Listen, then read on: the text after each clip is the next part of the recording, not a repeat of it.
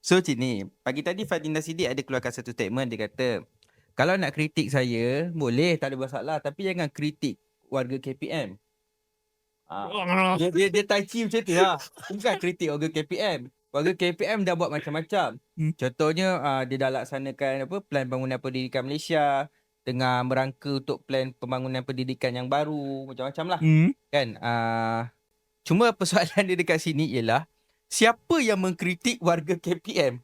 Orang tak kritik warga KPM. Orang tak kritik cikgu. Orang tak kritik JUSA ke SU kementerian ke. Orang tak kritik. Orang kritik ialah figure dalam kementerian itu sendiri ialah Menteri Pendidikan. Timbalan menteri pun tak kena. Timbalan Menteri pun tak kena. Pernah ada keluar isu pasal Timbalan Menteri? Tak Tak ada. ada. Menteri Pendidikan. Sebab headline sekarang ni, orang akan nampak image kementerian itulah pada menterinya.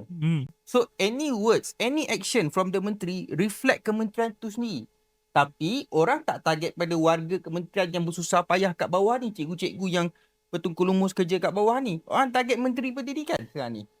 So kenapa yang dia perasan macam, oh nak kritik saya boleh tapi janganlah kritik warga KPM.